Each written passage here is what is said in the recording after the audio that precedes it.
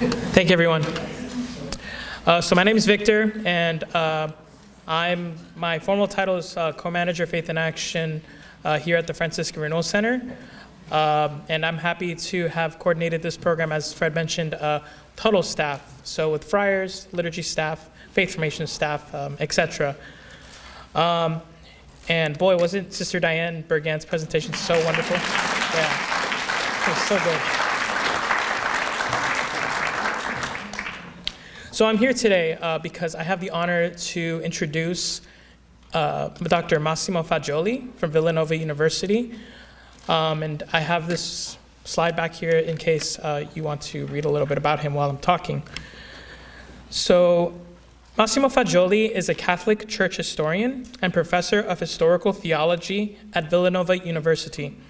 He lives in the Philadelphia area with his wife and their two lovely children. He's a columnist in Croix International, contributing writer for Commonweal magazine, and contributing writer for the Italian magazine Il Regno. His books and articles have been published in more than 10 languages. He is a member of the steering committee for the project Vatican II Event and Mandate for a multi-volume intercontinental commentary titled The Oxford Handbook of Vatican II. His expertise is in the administrative inner workings of the papacy and the Catholic Church, including its history. Ladies and gentlemen, please welcome Dr. Massimo Faggioli.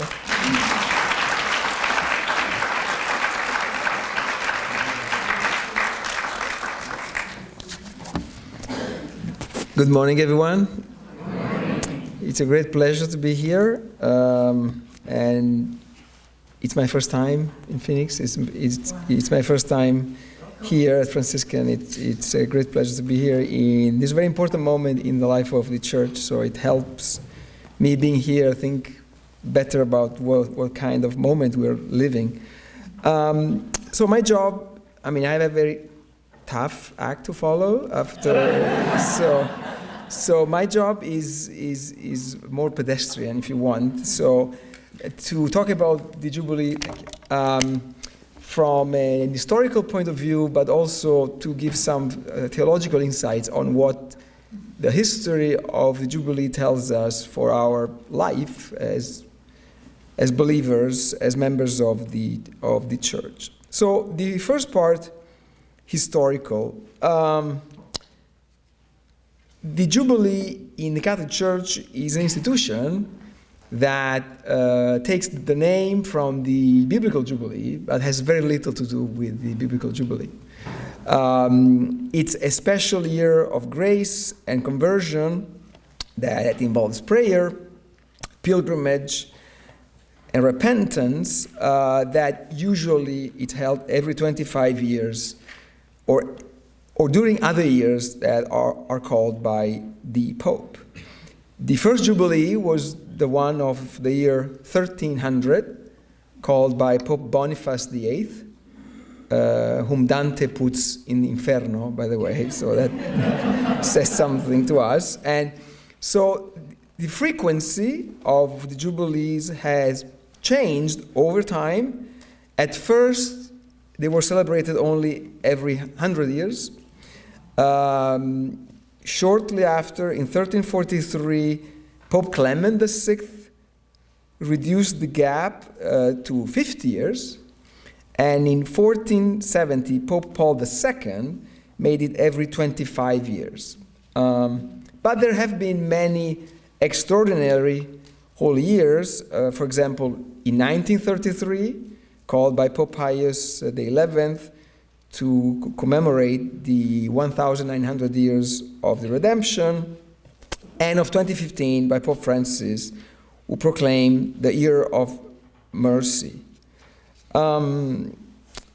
So it's a very historical institution. It's a very Catholic, I would say, even more. It's a very Roman Catholic institution based on the history of the papacy, which when the Jubilees are instituted as an institution of the Catholic Church, was at its apex, at its high point in asserting its primacy, its legislative primacy in the church in medieval Europe of what historians call Christendom, right? So this system of Europe so there's no separation, no distinction, no light between the church and politics and society. So there are many conflicts, but so there are no division, okay? No separation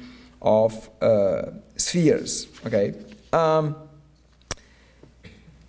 So one of the things that we usually associate with the Jubilee is the experience of travel, of going somewhere, right?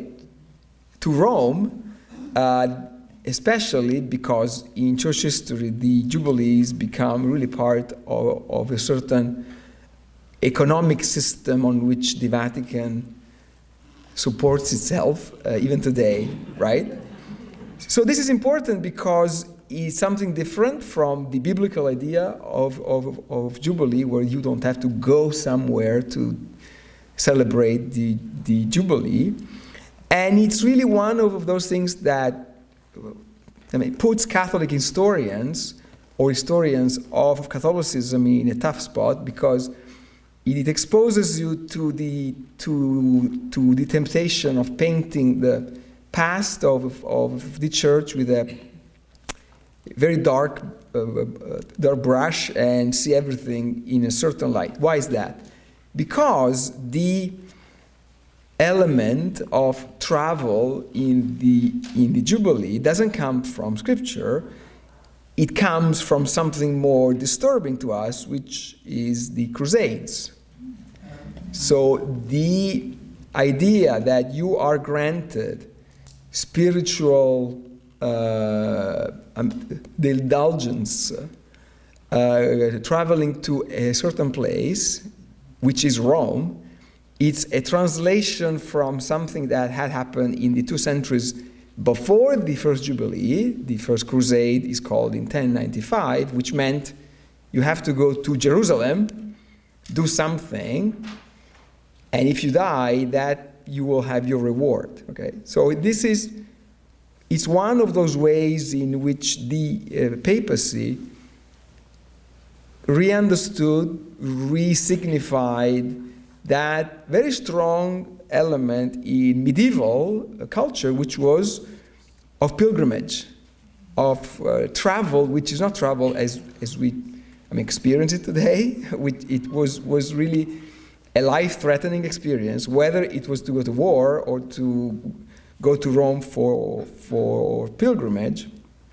It was really at the risk of your life. There was really a strong possibility that you didn't make it, right? So here Jubilee becomes a spiritual crusade, and an unarmed crusade.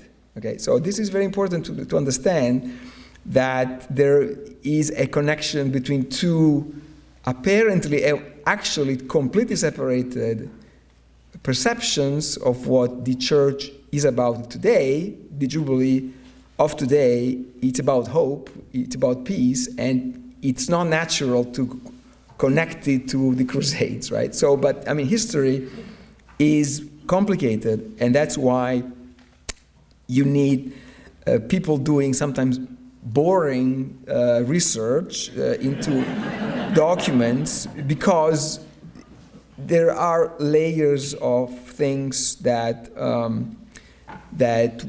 it's hard to penetrate without having specialists who go through those documents. So here, the Catholic Church now, when the Pope calls a Jubilee, knows very well all this history.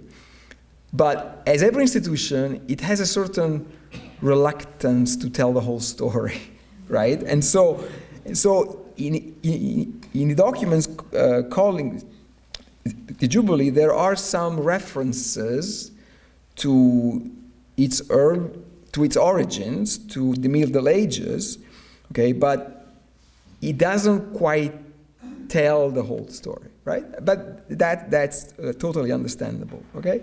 So this is one institution that I think he is already paying its debt towards the faults of the past. And I don't expect the Pope to issue a document on the Jubilee as another opportunity to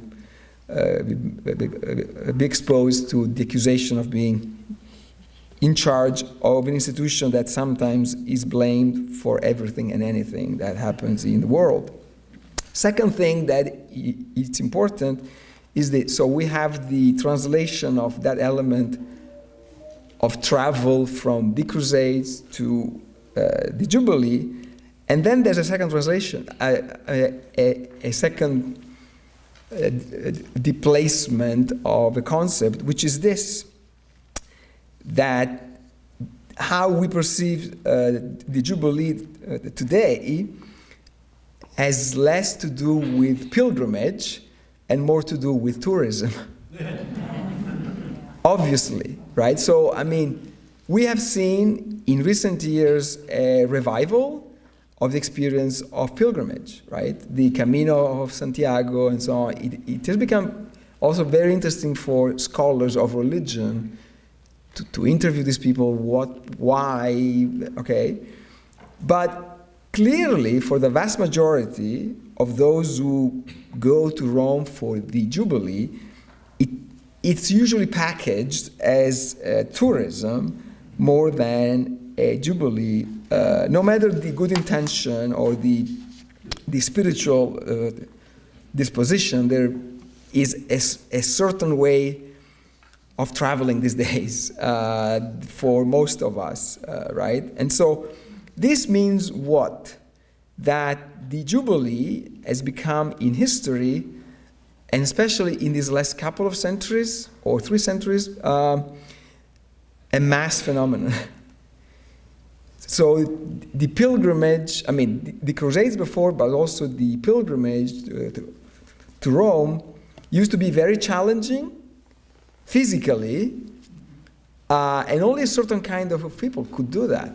And so that means fewer people, right? And so I've never seen my friends who live in Rome so afraid of the effect of the Jubilee on the city of Rome, because this is it's the first Jubilee that I think takes place in our conversation on over-tourism, right? And so that changes the mood in which you look at this experience, right?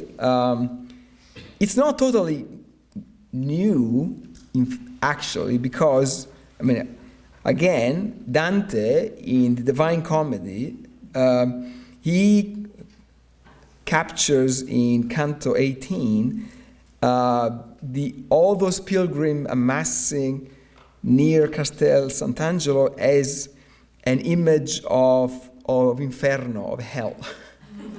So he had already some idea of that it's not all fun, it's not all good there, okay? So here tourism is a very modern phenomenon of our culture, which starts in the 17th, 18th century. The grand tour of the aristocrats, of the intellectuals, of France, of England, of Germany to Italy. So it was a very mix of cultural discovery, of the Renaissance, of the humanism, of ancient pagan Rome, and of a religious kind of experience. It's still there. Rome, whatever happens in Rome that has to do with the Vatican and the church, has always been a mix of sacred and profane, of the religious and the commercial. It's always been there. And so I think we shouldn't be moralistic about this. It's really part of this Catholic genius of trying to convert to something else almost everything, right? So that's one thing. And there's a second thing, which means that in time, the experience of the trip to the Jubilee, to Rome, as the only place where you can really acquire the indulgence of that, becomes a mix of the religious, the spiritual, and of the secular, but becomes also more individualized, right? I mean, think about how different it is to travel today, when travel lasts a few hours, if you miss your connection, a couple of days, but it's a fairly short time, right? Pilgrimage, it means that you have to spend a lot of time together, suffer together, smell together in the end. No, it's a very physical experience. I mean, it has to do with the sacramental understanding that it's typical of the Catholic idea of things. So here the Jubilee becomes something different because it cannot become separated from the habits of travel, of tourism in a modern way. So this is a short history from 1300 to the 19th century. Now, a few things on the jubilees of the 20th century, because so they're interesting to understand our jubilee of 2025. So the jubilee that really marks a shift, and it's really the beginning of, in some sense, of the Church, of the Second Vatican Council, so on, is the Jubilee of 1950, the first Jubilee of the post-war period, right? So I remember my mentor from Germany, who was born in Berlin in 1929, he said, for us, it was the first moment when we felt we could go back to Rome in a different way than our parents had been there as the occupying army, right? And so that was a real moment of a first reconciliation of peoples, of nations, that had really fought each other, not just in World War II, but also World War I. Italians and Austrians first, and Germans later. So that Jubilee of 1950 was really a time of building bridges. At the same time, was also the first Jubilee of the Cold War, where being Catholic meant a very precise kind of thing when you were thinking about Russia, quite different from today, close parenthesis. So it meant you had a very bipolar understanding of the world, the good guys on the one side, the other guys on the other side, okay? Then the extraordinary Jubilee of 1966 was called by Paul VI to give thanks for the celebration of the Second Vatican Council that was celebrated between 62 and 65, and it was the first time that the Vatican understood that the Jubilee needed to be decentralized. So, I mean, some key events happen in Rome, but other things must happen locally, right? So that's one of the theological ideas of the Second Vatican Council, that there's an eminent dignity of the local church. I mean, you belong to the Church of Rome because you belong to your local church, not vice versa, okay? And so that's one of the first moments when there are some, all of the cathedrals in the Catholic world receive some of the privileges that only the churches of Rome had. Another Jubilee that's important is the one of 1975. Why it's important? It's the first to be broadcast worldwide through television. Mass media have really changed Catholicism in ways that it's hard to measure, but that's the first time. 1983, the extraordinary Jubilee that was celebrating the 1,950 years from the redemption during John Paul II. And then there is the Jubilee of the year 2000, which I remember very well because between 98 and 2000 and 2001, I spent many, many months in the Vatican archives doing research for my dissertation, and you could really see a church that had a sense of itself much more sure than the sense that the church has of itself today. In some sense, a triumphant church, right? The church of John Paul II, who had defeated communism. 2000 is before the beginning of the serious crisis on sexual abuse. It was earlier than many things that happened.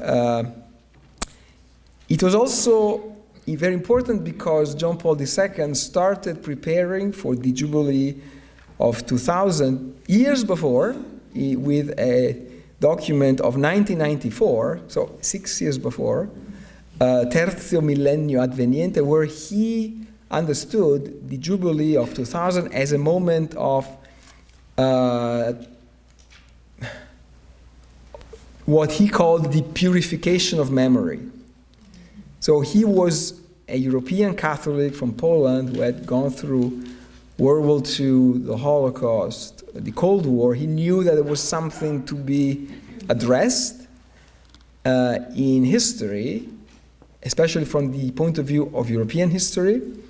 And the time between 94 and 2000 was really a series of steps to prepare the Catholic Church to the year 2000 as a moment when we could face history, the Crusades, one of those things, and come clean, right?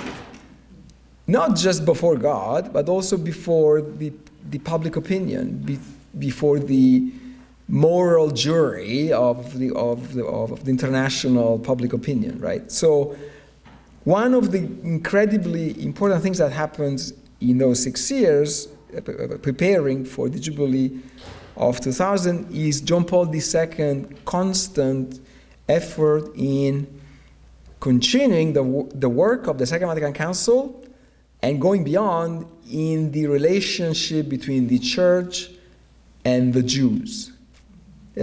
I think that's number one thing that John Paul II accomplished. So the year 2000 is a very high moment when the Church and the Jews and Judaism, including the state of Israel back then, they can say, well, we have turned a page. This is a new relationship. We have solved the problem of anti-Semitism. We have solved. Just imagine how different it is from today. It's a very, very different picture.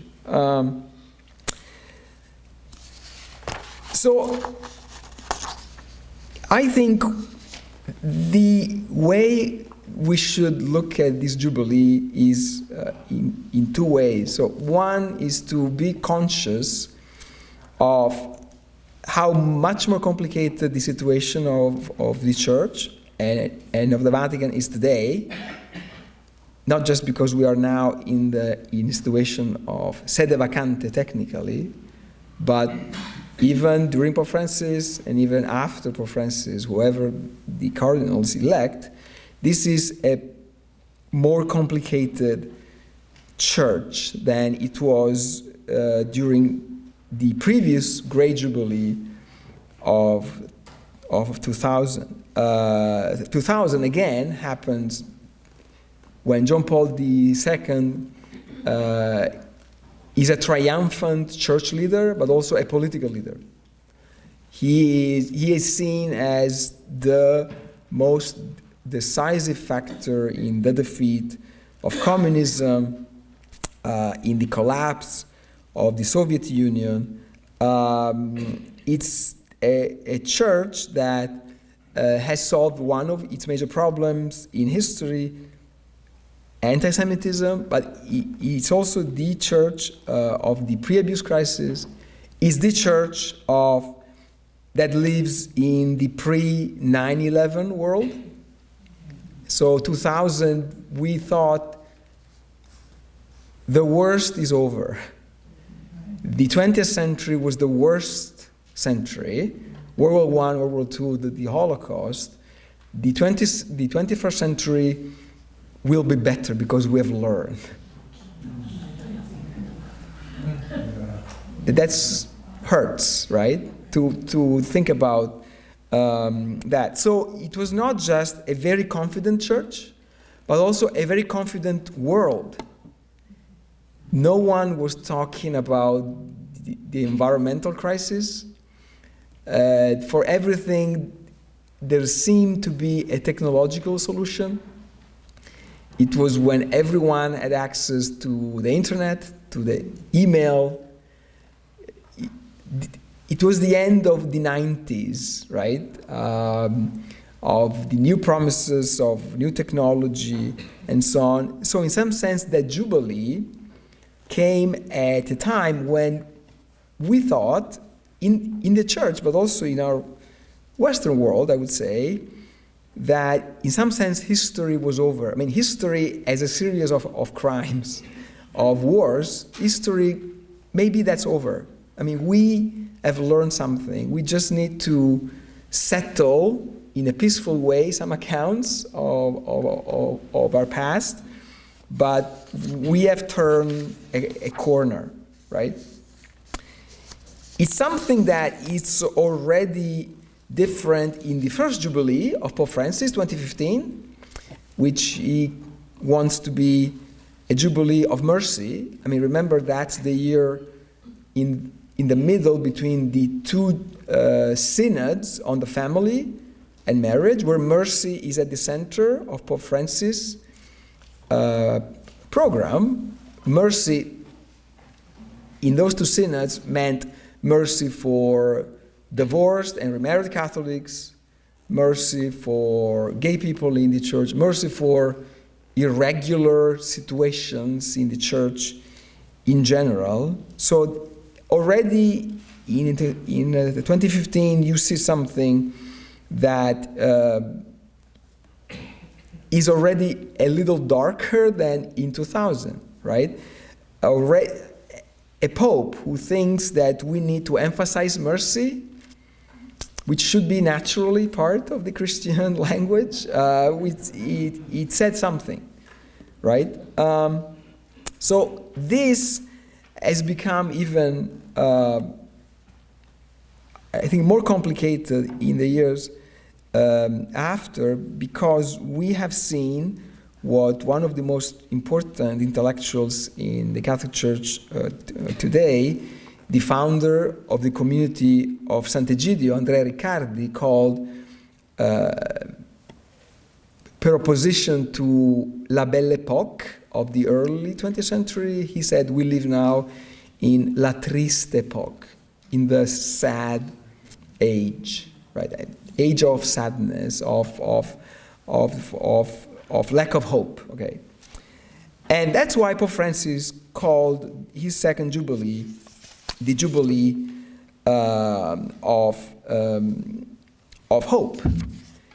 There should be a whole study, a whole book on what it means when the same person says, we need mercy, and then a few years later, well, actually, we need hope, right? It says something on his perception of the world here.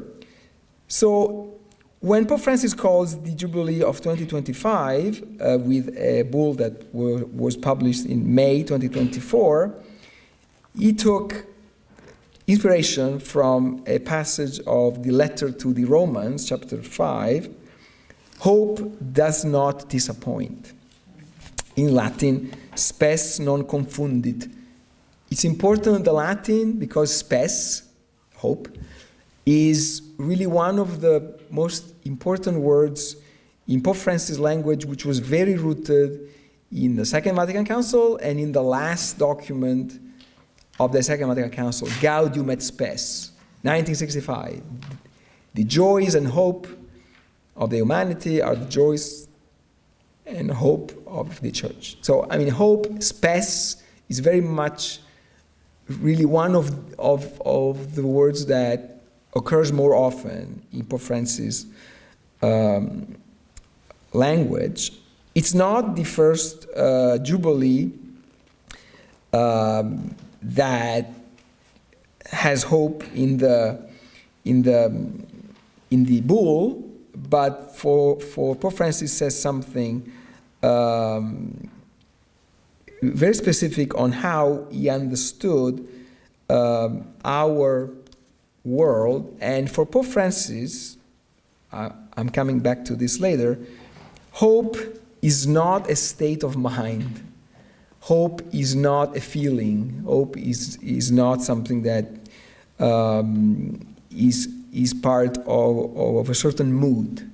It's something different, not just because it's a theological virtue, but there's something more profound. It's interesting, and I'm embarrassed here to say this in front of a biblical scholar, but it's interesting that that passage that Francis chooses from the letter to the Romans 5, the word disappoint has to do with a Greek verb, kataskuno, which means not just that hope doesn't disappoint. In Greek means something deeper. It means it's a hope that will never make you ashamed of being hopeful, right? So this is important because if there's something that can sound embarrassing today, is to say that you are hopeful, right? It goes against a certain expectation that people have, okay? So, and for Pope Francis, the concept of shame was incredibly important. He had a very strong sense of shame. I'm reading his autobiography these days as a way to catch up with his life. He really had a non-bourgeois and non-middle class strong sense of shame. Very, very interesting.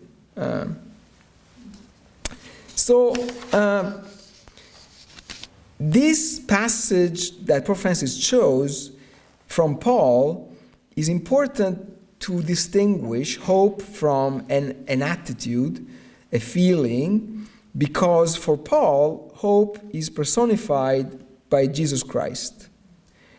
That's the thing.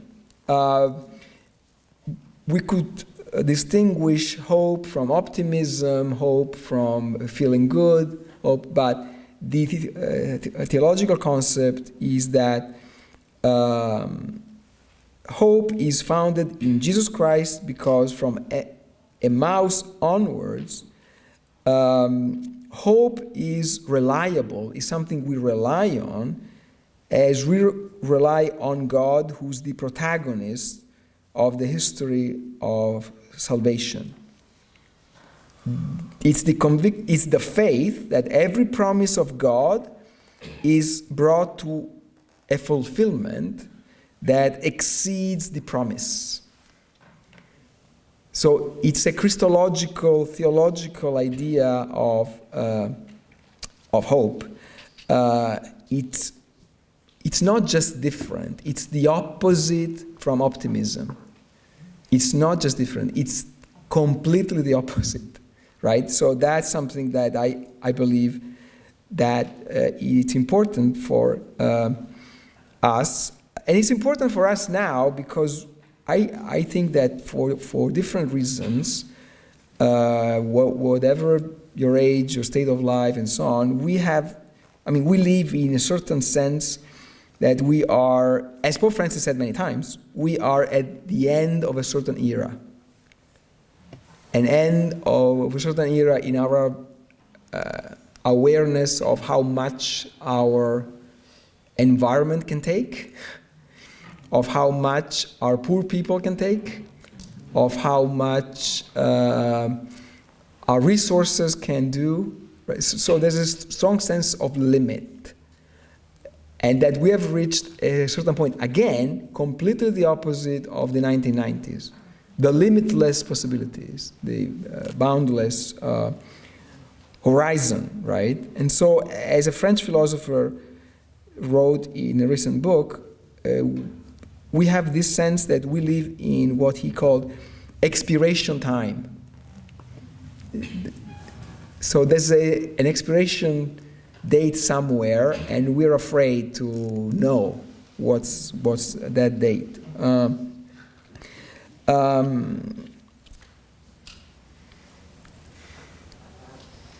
The Jubilee of Hope is important in this moment in the life of the Church and in the world, and it's really part of Pope Francis' pontificate, which was incredibly theological and spiritual,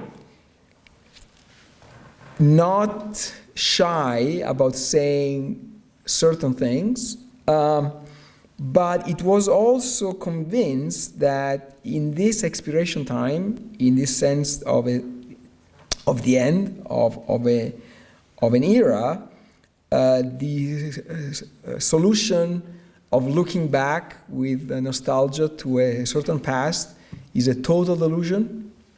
First, the solution to solve some problems with an assertiveness that is the contrary of meekness doesn't work. So here, this is his jubilee, even if he died in the middle of it, because it's really part of how he understood the Christian proposal.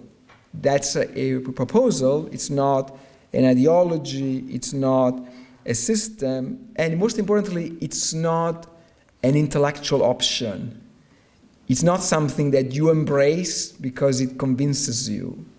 Because on the board, that equation works. Yes, I'm convinced intellectually that this is actually the truth. That's a form of heresy that he criticized many times. It's a form of Gnosticism, that if I have the right knowledge, if I have access to the right knowledge, I'm one of the few who got Christianity. I'm one of the few, okay, because the few is the important part, right? And so the Jubilee is one of those things that naturally, by default, academics like me have been educated to stay away from. Because academia works in a certain way. It has worked in a certain way in this last couple of centuries. We will see if it survives and how. But certainly, so there's a certain tension between an intellectual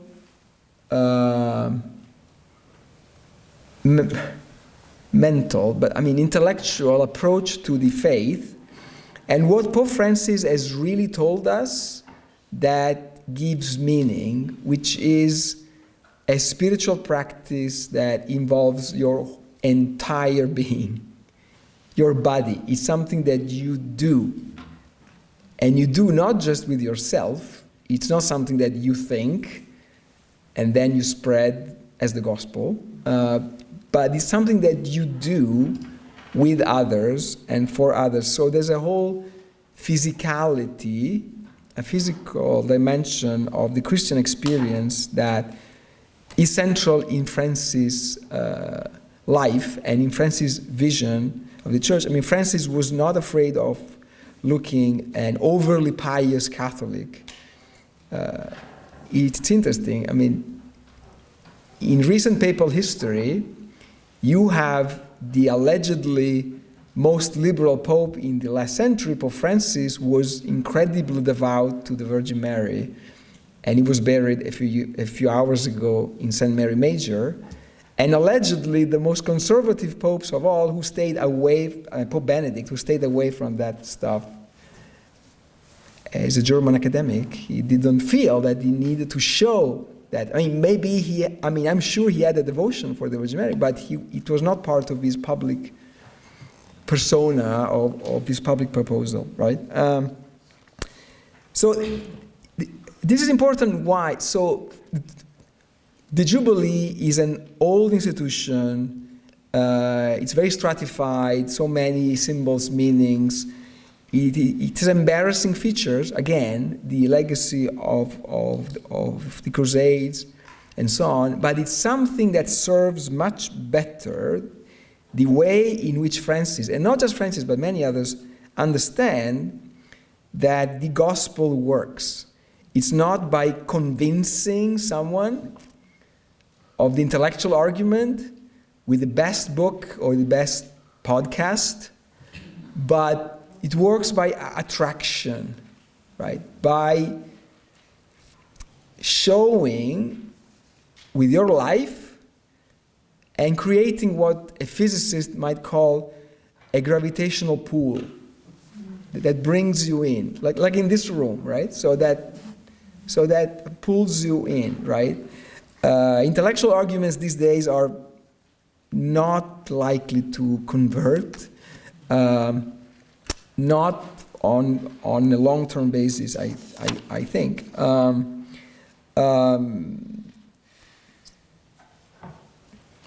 This is important at this time, and I'm shifting slowly here to the theological part, because Pope Francis listed in the Bull of Indiction of the Jubilee a long series of signs of crisis to be converted into signals of hope. Peace and the end of wars, the promotion of life as response to existential nihilism, the redemption from prison of those who have fallen victim to their own weakness, and the valorization of those who are socially discarded. Young people, the elderly, the sick, the poor. So this Jubilee started at the end of a very particular time in the life of the Church, which was the end of the Synod, of the synodal process. So here there are many ways of using ancient institutions in the Catholic Church. You can replicate those institutions as they were 5 centuries ago, which some people are convinced that they still work in exactly the same way.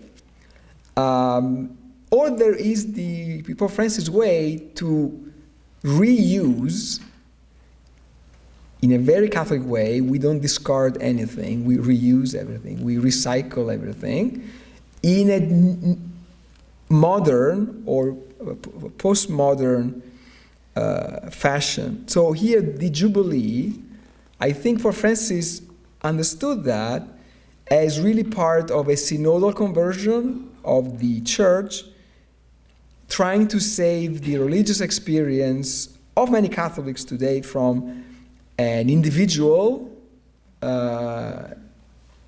Jesus and me and Jesus, we settle our things bilaterally, and there's, no one else should be involved in this because it's one-on-one, right? So the Jubilee, yes, it's a big toll on the city of Rome. It's also a very human way to experience that we are all connected. The worst possible thing I can imagine is a Jubilee on Zoom, right? You don't touch anybody, you don't smell anybody, but that's not real life, right? That says a lot about the future of teaching, of school, of academia. It's an entirely different thing. It's the first step to the destruction of the very idea of teaching, I think. So here Pope Francis, and in his autobiography, is very interesting how his whole life was an attempt until the very last few years when he was Pope to reconnect some dots, to reconnect some threads that were broken in his life. A constant attempt with some members of his family, some members of his own Jesuit order, with whom the history is very complicated, and we will know more in the next few years, I think. So a really artisan work, a craft of rebuilding relationships. This is important because, I mean, Pope Francis uses this image of the craft of an artisan for many things, also for peacemaking, right? It was his way to say that hope is not something like a lightning bolt that you have. Hope, that's it. Hope is like a muscle. It can be exercised. It can become more flexible, more able to extend, to take blows, to overcome moments of crisis. It takes practice. It takes self-discipline. Hope is, and this is one of the most unpopular words of today, hope is a commitment.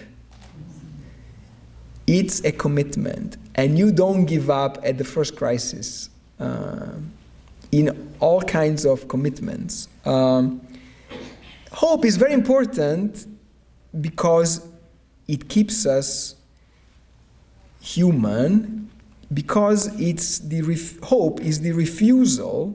I mean, hope acknowledges defeat, okay, when that happens, but it refuses to say that defeat is the end, which is a denial of the Christ event, that defeat is the end. So Jesus Christ event says something else. Hope, it's the ability to remain steadfast in moments of tribulation. One most important thing that made me think a lot is this: hope is not about the restoration of a previous situation. Hope is not, let's go back to some moment that everything was fine. Hope is not about asserting yourself. Hope is about the future. It's about something else and something more. And hope is not about me, it's about us. It's a really challenging idea of hope, which again is very different from optimism. Living in hope means living not in the past, but looking forward to a different future on which we must acknowledge we don't have control. It's faith in something that's more than what I expect, but it's about what we expect.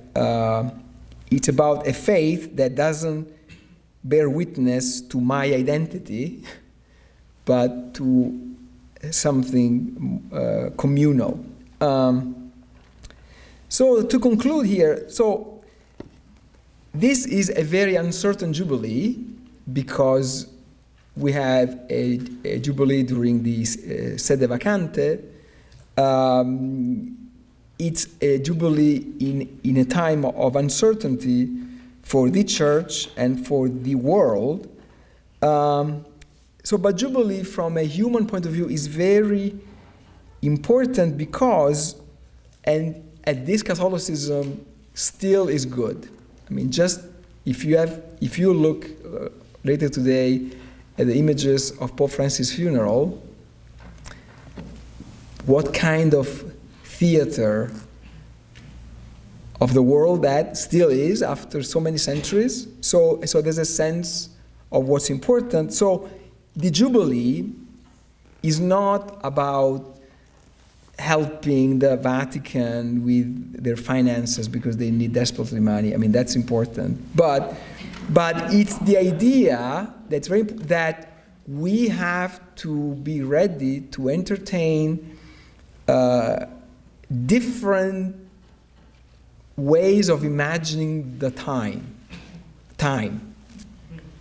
So that there are interruptions in time, there are accelerations in time, there are suspensions in time, and ultimately there is a time that we don't know, and that's what we need to be ready for.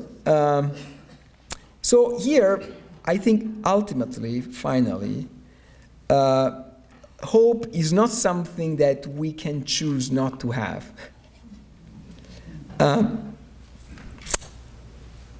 One of the greatest thinkers of the 20th century, a Marxist Jewish thinker, Walter Benjamin, who killed himself in 1940 during World War II because he thought he was going to be captured by the Gestapo the day after. He wrote one of the best definitions that I know of hope, which sounds like this: those for whom we are given hope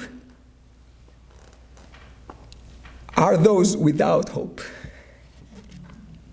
So we hope not because I have to hope for myself. We hope because we have to hope for those who don't have hope. So it's a bit extreme, okay, I think. But, so there's another way to look at the sentence.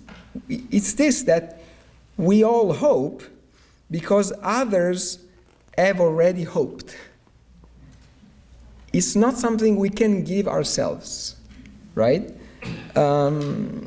So that's why there is a work of education to hope that needs to happen, replacing a culture of despair, a culture of revenge, a culture of payback, a culture of, you name them. Okay? So it has so many dimensions that are ecclesial, religious, human, political. So I believe that this is really the last legacy that the last gift that Pope Francis gave us, that says a lot about his pontificate, his ministry, and I think it says a lot on how many possibilities there are in the church and for the church to say something to our world at this time. Thank you very much.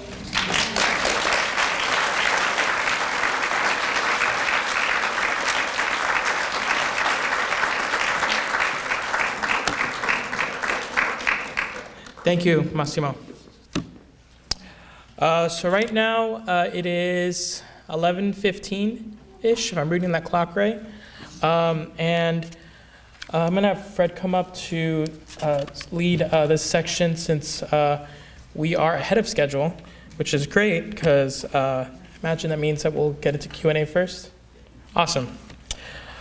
So while people are getting their questions answered, we just want to remind you to please fill out your evaluations. Michelle has a little basket of pens to pass around. If anyone